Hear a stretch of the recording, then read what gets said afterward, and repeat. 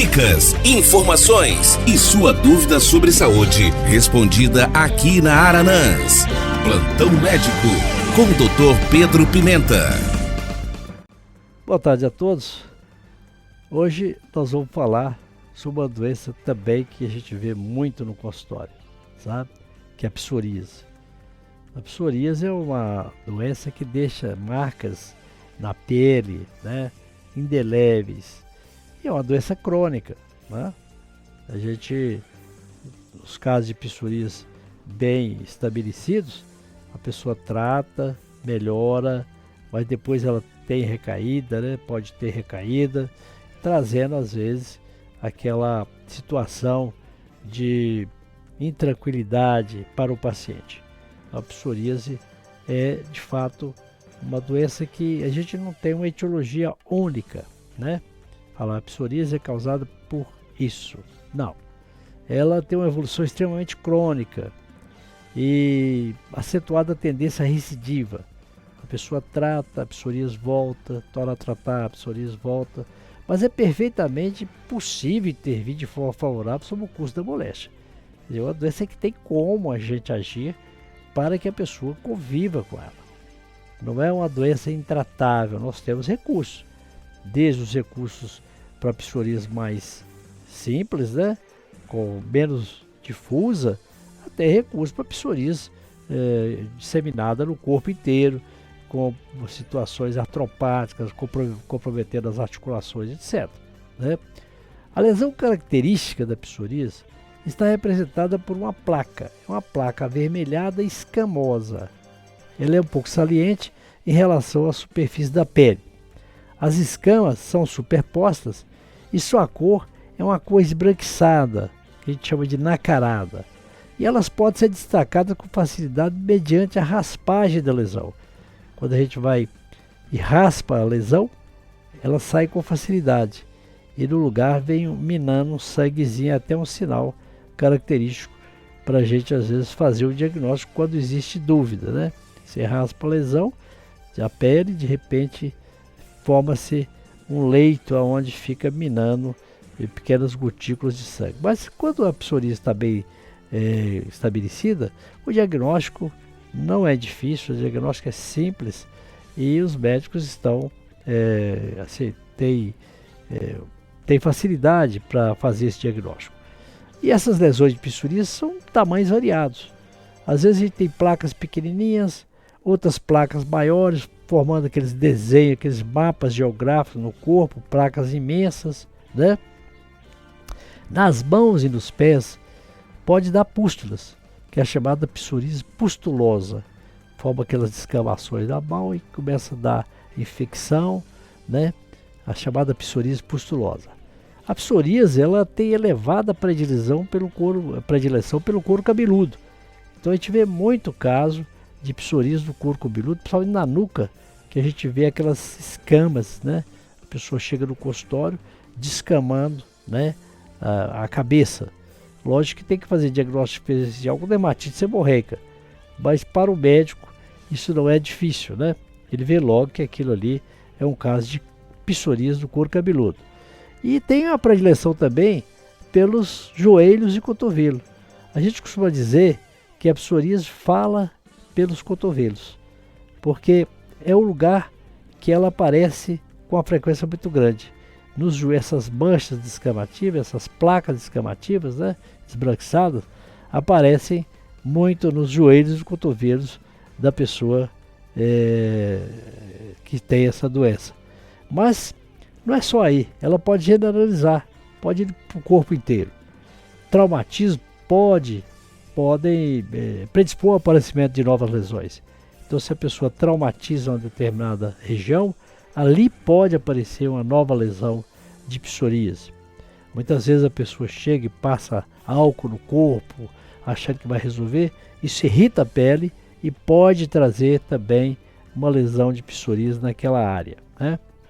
As formas de mais difícil controle da psoríase são a eritodérmica e a pustulose artropática. Quando você tem uma psoríase eritodérmica com um eritema difuso no corpo inteiro, ou então aquela psoríase pustulosa, fazendo infecções secundárias ou até a psoríase artropática, quando ela acomete a articulação, dando uma artrite psoriásica. Psoriásica, que é um quadro mais complexo e mais grave da psoríase. Evidentemente, é uma doença que é tratada com frequência no consultório, mas existem casos de psoríase que a gente tem que ter mais cuidado, a gente tem que usar remédios de segunda linha, além daqueles remédios de uso local, mas remédios até por tempo muito maior, né, que venha a controlar essas psoríases mais graves, né? E nós sabemos que o diagnóstico de psoríase é simples e feito praticamente pelo exame clínico, né? O médico chega e faz o diagnóstico. Raramente é necessário fazer uma biópsia para comprovar o diagnóstico. De vez em quando, né, é preciso biopsiar. Se a lesão, se o médico vê uma doença de pele e tem dúvida quanto à etiologia daquela doença, é preciso biopsiar. Não sabe se aquilo é um líquen plano, se aquilo é uma psoríase, se aquilo é outra doença. Então, quando chega uma condição dessa, que raramente ocorre, porque principalmente os dermatologistas, eles têm uma condição diagnóstica muito boa, trabalham com aquilo, vê aquilo todo dia, então, mas tem casos que precisa. Às vezes a doença se apresenta de forma atípica, precisa então tirar um fragmento de pele para fazer o diagnóstico definitivo. O tratamento da psoríase depende da fase em que a pessoa se encontra, né? A doença, o número de localização das lesões, né? Se ela é difusa, se ela é localizada, não é isso? Na fase crônica, com poucas lesões, recorre aos usos até de corticoide tópico. Uma lesão aqui no cotovelo, outra no joelho, a gente pode usar um corticoide tópico e resolve bem, né? Resolve bem. Mas numa psoríase difusa, né, disseminada, isso aí não vai resolver. Então, quando essas lesões são numerosas, do tronco, nos membros, né, o tratamento mais usado é o uso. Existem substâncias, né, por exemplo, que tornam a luz solar mais ativa na pele, e você passa essas substâncias na pele e se expõe à luz solar, ou então à luz ultravioleta, né, fazendo que a ação daquela substância intensifique a ação do sol na pele, fazendo melhorar a psoríase. Então, no caso, uma substância já usada, muito usada no passado, o Coaltar, né? A gente passa o Coaltar, depois vai se expor ao sol, 15 minutos, às vezes chegando até 1 hora, com 15 a 20 dias as lesões descamam.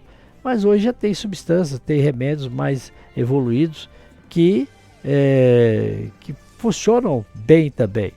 O líquido carbono de Ertégia é outro remédio que pode ser usado também, né? Então tem hoje nós já temos muito recurso para psoríase, de medicamentos de aplicação local, que vão intensificar a luz do sol na pele e fazer a descamação ocorrer. Nós temos formas de psoríase, que são as psoríases que podem ser controladas mais facilmente. Nas formas graves, né, a gente sabe que precisa de medicamentos mais específicos. No couro cabeludo, são muito eficazes os corticoides tópicos, né? O paciente com psoríase deve evitar, por exemplo, café, bebidas alcoólicas. Não é conveniente. Para quem tem psoríase, é preciso evitar as bebidas alcoólicas, como eu já disse aqui antes.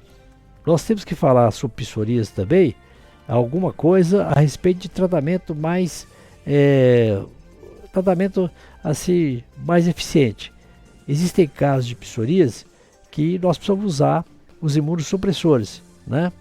Então, às vezes a psoríase não melhora e você tem que passar a usar imunossupressores, que são substâncias mais eficientes que podem determinar o controle da psoríase. E a droga mais eficaz e recente é o leotigazol, por exemplo, né? Mas essa droga só deve ser usada com orientação médica, né? Porque tem seus efeitos colaterais, a pessoa tem que fazer um tratamento especializado, né? E Lógico, quando usada em mulheres férteis, elas devem fazer contracepção durante um longo tempo, quando está tomando a droga e até anos depois, por causa do perigo, né, de malformação fetal. E nós temos ainda outros medicamentos que podem ser usados para psoríase e que certamente, se o caso se complicar, o dermatologista seguramente irá usar medicamentos mais modernos que estão aparecendo a cada momento. Nós temos também o metotrexato, que é um remédio que funciona muito bem para psoríase, especialmente as psoríases que não se controlam bem. É um remédio que faz um bom efeito na psoríase. Então, psoríase é uma doença que tem tratamento e que pode ser resolvida, que pode ser controlada. Então, sobre psoríase, era isso que eu tinha no programa de hoje. Muito boa tarde e até a próxima oportunidade. Plantão Médico. Participe enviando sua pergunta sobre saúde através do nosso WhatsApp 33991293000.